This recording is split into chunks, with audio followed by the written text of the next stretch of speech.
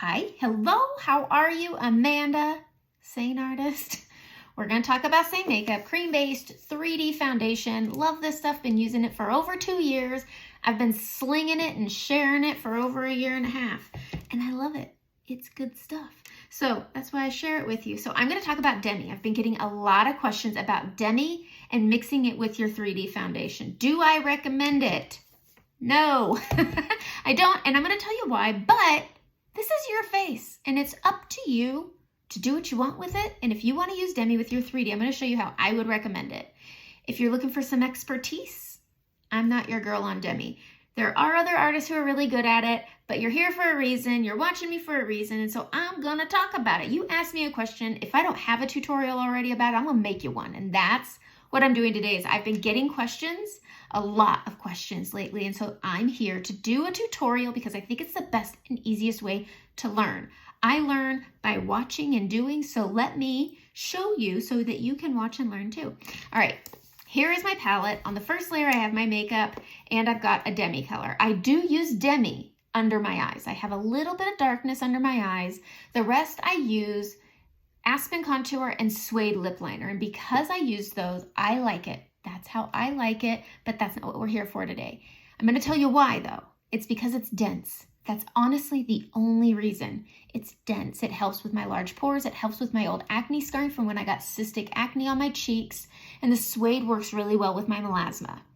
And I like it because when you put it on and it's dense, it stays. So when you're putting your makeup on top of it, it also holds the makeup there on top of it really well. And when you're correcting, you're actually camouflaging. You're not covering.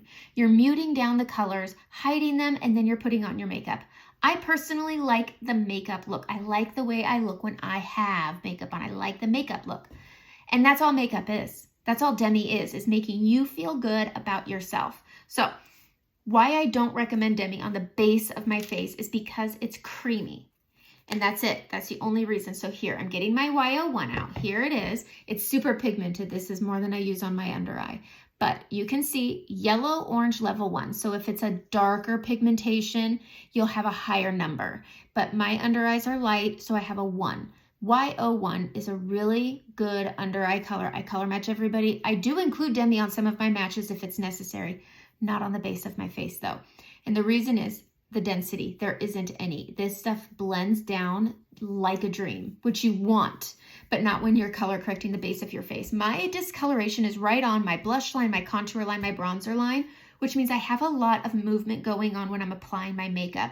I'm stippling my main highlight on. I'm swiping on contour. I'm dabbing on bronzer. There's a lot of brush movement on my face while I'm applying my makeup.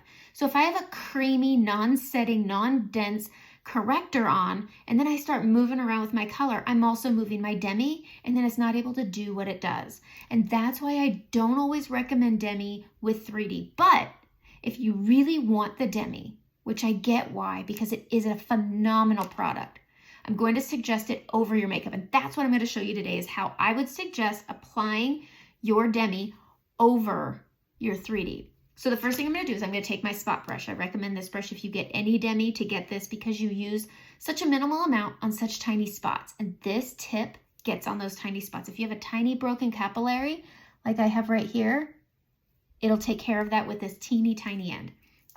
So the only time I put my Demi under is under my eyes. I like the way that these mix together. So I like a bright under eye, which is why I do it in this process. So I get extra dark on the inner corner right here, on this inner part of my lid and down my trough. Now you don't need a lot of makeup, and you tackle this directly on the discoloration, not around it like with camouflaging. I'm going to flip it to the fluffy end, and I'm just going to blend this out and down. And it's going to take away that darkness, and it's going to also brighten. So this is why you can just walk out the door with it, no problem. So it takes that darkness and it just brightens things up and takes away the dark circles. All right, so we're gonna get the other eye, and then I'm gonna put my entire face on, and we'll do Demi over the top, because truly I believe that is the best longevity you'll get out of your Demi, is if you put it on top rather than putting it on, correcting, applying your makeup, and then having to go over it again because your Demi moved. So you're using half the product you would use if you used it first. This is my opinion. And again, I'm not an expert at this, but this is the time I've spent on it, what I have learned. All right, so we're gonna put our makeup on, and I'm gonna put all these colors on today. I'm using Sandstone. I really love that color. And we are going to start with, what brush do I wanna use? I wanna do the 3D brush. It's a good base brush. So I'm gonna go into my main highlight first. Because I have discoloration, this is why I go into my main highlight first. I dab it on, never wipe your brush in, dab it on. I always start at the bottom back, and I bring it down to my chin, and I bring it up over my discoloration. Do you need correctors with the 3D? It is highly pigmented, so not always. And I kind of try to troubleshoot that as I'm color matching people. So I had a red zit right there, it's covered. So I don't need to color correct it. With me, color correcting is a small difference that makes the difference for me. So all that redness is for the most part covered. You can still see it showing through, which is why I like correcting. That's the difference for me that correcting makes. It's just a tiny difference that makes me feel good. And I do my makeup not for anybody else. I do it for me so that when I walk by a mirror, I catch a look at myself, I feel good at the person looking back at me. So I keep this low. I don't bring it up very high. I don't even really put it up here. I don't need to, because once my brightening and my contour come together, it balances out and it gives me that coverage, because everything is foundational coverage. My contour, my bronzer, my blush, they're all a form of foundational coverage because they have that high 80% pigmentation. All right, so I'm moving this into the crease of my nose where I get redness. I don't correct my redness around my nose. My 3D foundation handles it. Again, this is highly pigmented, but my scarring is deep, so you can still see it. And that's, again, why I correct. All right, that's the only place I put my main highlight. I'm gonna switch to the pointy end here, and I'm gonna go into Versailles. So my main highlight was Sandy. My brightening highlight is Versailles. It's not for everyone, but I like my brightness to be bright. And your brightening is supposed to be lighter than your actual skin tone. That's just the rule. It's supposed to reflect light, and it does a really beautiful job of it.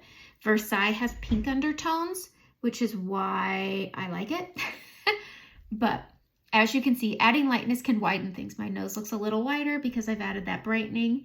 I'm also adding it to my Cupid's bow because it's a very pretty area. And natural light reflects off the middle of your face. So that's all I'm doing. I'm going to blend this out, tapping it, blending it out and up. And now I have a big, lighter than my actual skin tone down the middle of my face, which again, I want. All right, I'm going to switch to the detail brush. I like this brush for contouring because of the square, wide end. I'm going to go into Indigo. It is a very scary color. Indigo and Astoria are all very frightening colors, and a lot of people are like, yikes, I don't know about that. It's okay. Try a lighter color. Ask me about it. It's okay to question me.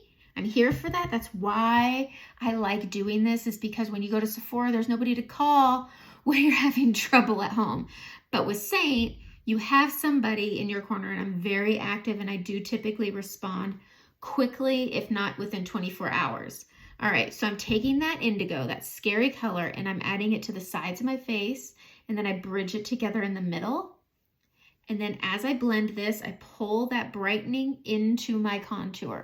And as you can see, it creates dimension where I have shadowing naturally from my hair, from the shape of my skull. And then I also have that brightening, and you can see how it just comes together and it balances out. I have a dimensional, even skin tone with reflection, with dimension, and with coverage. And everybody says, it looks easy. It is easy. These are all creams, are all formulated the same, so they all work together. I'm gonna go in on that side edge right here. I'm gonna push into Indigo, and I'm gonna come down the top side of my nose. And I'm just gonna straighten it out by adding 2 lines. I have a bump right here, and so my nose does take me, I take the time on my nose because I'm not gonna put my makeup on like crap. If you're gonna do something, do it right. Am I right? I'm right. I push it towards my brows, just like that, and then I'm just gonna blend this down the sides, and I have that brightening down the middle. I'm gonna square it off, give myself a cute little button, just square it off, make it look nice. I'm gonna take my finger, I'm gonna go down the middle. Look at that. Looks nice. That's a nice looking schnoz. That's a nice looking forehead. We're done. All right, I'm going to go in on that side again, pushing into indigo, grabbing it on. Not a lot. You don't want your bristles ever sticking together. And I am going to go into the top of my ear, and I bring it in at an angle because of the shape of my face. Look at the shape of your face. Don't do everything I do, because if you have a longer face and you're going down like this, it's going to accentuate the longness. You can come straight in and it just kind of sucks everything in the way you would want it. Okay, right over here. As I've said, my discoloration is in the zones of my contouring. So I contour right over, excuse me, my melasma spot, and I just tap this in. I smile so I can see where my natural shadowing is.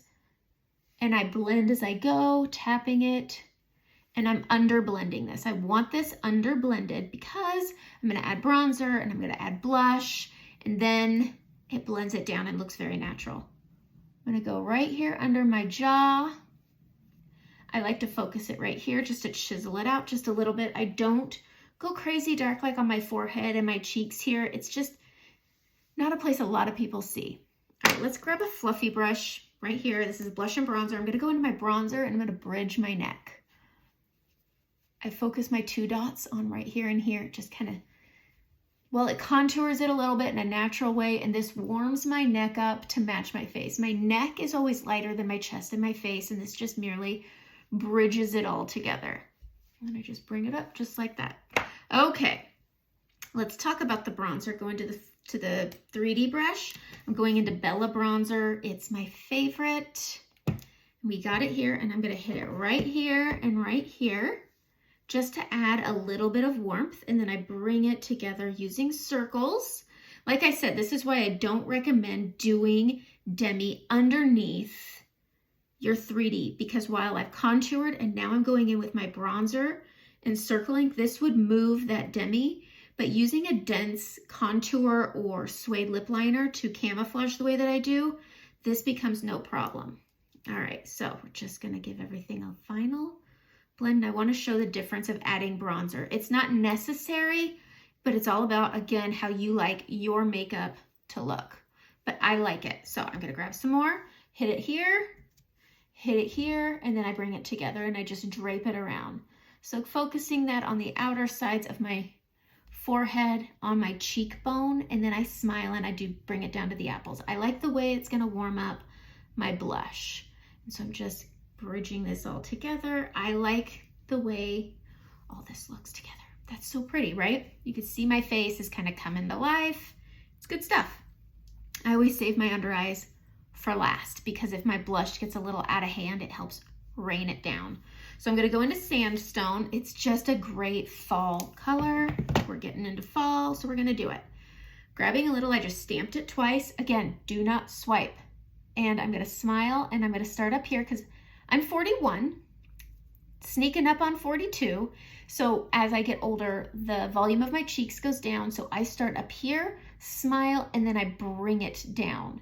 So with my discoloration, I'm very aware of the blushes that I use. Some blushes on the pinker side, like Sangria, Hollywood, Baby Watermelon, Pink Grapefruit, Dahlia, Black Cherry even, those colors pull very pink, and they take that scarring that I have on my cheeks and it pulls through. So I'm very aware of the colors I put on my face and what they will do. Frenchie on your cheeks is a great barrier. So if you're putting on, if you like a bright cheek, and I like a bright cheek, I love Dahlia, I love Black Cherry, I love Baby Watermelon, I'll usually put Frenchie on the apples where my discoloration is, and I merge them together, and it helps combat that. But I have not color corrected today, and this is where my makeup, this is where if I don't do it, I don't like my makeup. It's that small difference that makes a difference. I'm gonna go in on the small end of my detail brush. I'm going into Versailles, and I am gonna go under the trough. So I have my broken capillary. I did not Demi it. I did Demi my under eye, but I'm going to go under this trough. This is makeup. It's not magic. If you have large pores, if you have fine lines, if you have puffy under eyes, makeup doesn't take that away. It can accentuate it very easily, but it can also camouflage it. Woo, it's still there. You can't get rid of it. If you come to me and you're like, I can still see my puffy under eyes. What did you think makeup was gonna do is my question. This is makeup, not magic. We can camouflage that puffiness. So if you have very puffy under eyes, if you have fine lines, less is more. So start under that trough, right down here. Live on this orbital bone right here. Pop it up and bring it up to that inner corner and focus it right here. All right, grab a little more. And we're gonna pop it right over here. This is gonna give our eye lift, and then I'm gonna press on that orbital bone, blending them together, and then bringing it up and bringing them together. There's very little product needed under your eye, but if you use too much, it is going to accentuate those fine lines. It's going to accentuate that puffiness if you hold it just on the soft tissue part above that orbital. All this is soft. All soft. So if you put too much product or only put it on that spot, it's going to accentuate it. So I'm using this end just to merge together my brightening and my under eye. And look at the difference that makes. It's so good. All right, tapping some on, starting down here under that trough, bringing it up, focusing it, because this is where all that extra darkness is. So I apply it there, grab a little more, not a lot. We just tap it on. This is buildable. You don't need to go ham up front. You can easily just put a little bit on and then tap it down. So pushing on that orbital bone first, bringing it up onto that soft tissue. I recommend tapping, not wiping, because we don't want to mature the area any faster, okay? I'm trying to keep my 40s away as long as possible, even though I'm in them. All right, that's my 3D makeup. This is how I like my makeup to look if I were to have corrected it first. I applied it just like normal, okay? Let's contour. Let's do our lips. Let's get the full meal deal, kind of. So I took my contour, pinched this small end, and I'm just gonna go under my lip, right here and here. And all I'm doing is smearing a very light amount, and it's creating a shadow, accentuating my pretty little lips. I'm gonna take a color here. What color am I gonna take? Ooh, this is one of my favorite ones. It's called Wherever Walnut, and it's by Makeup Forever. And we're just gonna line them. Do not go crazy in outer line, okay?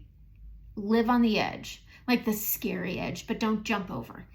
And then we're gonna do the same thing on the top, living on that edge, do not outer line.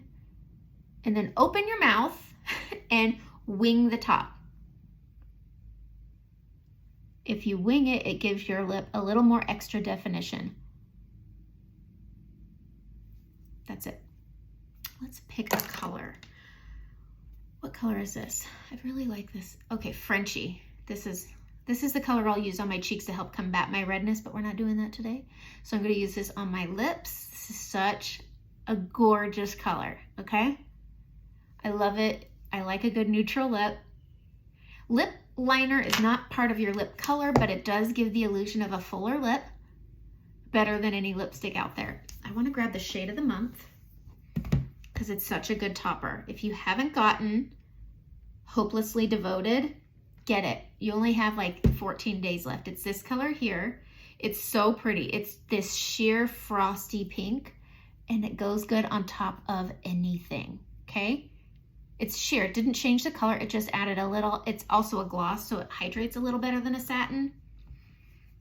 And I like it. And I want you to get it because I don't want you to miss out. And everybody's like, oh, I wish I would have got that. I wish I would have listened to you. Everybody says that, so listen to me. Okay, let's get into our Demi, all right? Here's my Demi palette. Aside from that Y01, which is missing right there, because I use it so frequently, I just keep it in my palette. This is Demi. Looks like a little kit of Skittles. This is my color wheel right here. This is what tells me what color I have and what I need to counter it with. So my under eyes are a bit of a bluish purple color. So I come over here and I do a little bit of a yellow orange color. They make it really easy. If you order Demi, you'll get a color wheel. Get this brush. So the reason I say this is, okay, anytime you put, so my coloring at the beginning, I had a brown spot kind of in the greens, it still is, but my redness isn't red anymore. That red acne scarring is not red. It changed tones because the 3D went on it. So when I color match you to a Demi color, that's not necessarily the same color. If you wanted to go makeup free, it could be a different color. because your 3D cream makeup will change the tone of it. So when you're adding a bright, say that you have discoloration on your cheeks, okay? I have redness, but now it's like a muddy brown, okay? Which is kind of a green.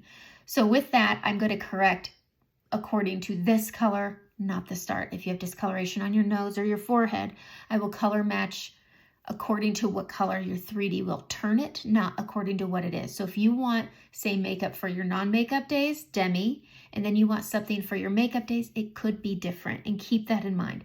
I prefer this cream movable makeup over my 3D because, again, applying 3D on top of it will move it. So we're gonna go into this and we're gonna troubleshoot this together. So my discoloration over here is showing through, but it's more of a muddy brown color, which is in the green yellow zone, okay? And so lavenders and blues are kind of where I'm gonna go. So I am going to tackle into this lavender purple color right here. We're gonna put the tiniest amount on the brush. And I am just going to tap this on just the spots that are bothering me, like this, okay? This is how little you use. You can barely see it on the camera because you need a small amount, and you just tackle where there's a problem. Take that fluffy end and you tap it out and it takes it away. It's that easy, okay? That's how easy this is. I'm just gonna tackle, I'm gonna take a little bit of this R1. It's a red, and we're gonna go right over here onto this greeny color right here, and we're gonna just take this brush and we're gonna push this away, and it's just going to mute these away. So I'm just looking right here where I have excess colors, and I'm just taking that R1 and dusting it away. And do you see how it just takes all the messiness away? Taking that R1 seems to be the best bet for me. And I'm just going over my discoloration. You want to go over the darkest points first. Don't treat every dark color like it's a problem, just your darkest tones, because sometimes when you cancel out those darkest tones, it takes away the rest, and it makes you realize those distractions weren't quite as distracting as they were before. But look at that. It took it away in a really beautiful way. So I'm going to come over here to this darkest spot. And again, this is troubleshooting. Sometimes you may need to color swap. That doesn't mean there's anything wrong with it, but every color is different. So I'm going to go into that R1 since that seemed to be working a lot better than that violet. And I'm just going to tap over where the discoloration is, and a little goes a long way. A long, long way. Right here, just a little bit. Tap, tap, tap. Boom. Little bit here. Tap, tap. Little bit more here. Tap, tap. Now we got this one here. This one is always tricky, guys. It's always my trickiest. I'm going to go into, what color is this one? I gouged my finger into it. OR, so it's had a little bit of orange into it. And I'm going to grab a little bit of that. Not a lot, because I want to see how this does. So to test a spot, instead of tackling my whole spot, I'm just going to go right here. We're going to see how this works. I want to try that color there. I want to try R1 also up here just to see. We're going to tap that in. And I like the way that OR1 works better. So we're just tapping that onto the problem, not around it, on it, and then we push it down. And then I'm going to take a little bit of my blush here, and I'm gonna take, I want a fluffier brush. Where's a fluffier brush? I'm gonna take this is the blend brush. I'm gonna tap a little bit of my blush on, and I'm just gonna go over it, just like that. Blush, blush, blush, blush, blush, blush, just like that. And that's how I will correct. Look at that. It's this nice, even tone. And this is how you would correct with Demi over it. It's nice, it's clean, it's covered the way you want. It does take a little extra work, and it's also troubleshooting. I tried the violet, the V1. It just wasn't working with the tones. I thought it would. It didn't, but again, I'm learning with you guys. But using R1 was really helpful, and using OR1 worked really great on that melasma spot over my 3D, and I was able to put a little bit of blush over it to even it out. and it made a huge difference. So I'm gonna take my setting spray. I have oily skin. I use Charlotte Tilbury. I like Seint setting spray if you have dry to combination skin. Yes, dry to combination skin. But that's my makeup. That's how I apply it. I love using this stuff because I get such a good flawless finish. Color correcting, no, not 100% necessary, but it's how you want your makeup to turn out at the end. So I know this was one of my longer tutorials, but Troubleshooting Demi is really fun and it's just good stuff, okay? So try it, message me, let's get you started. Have a great day.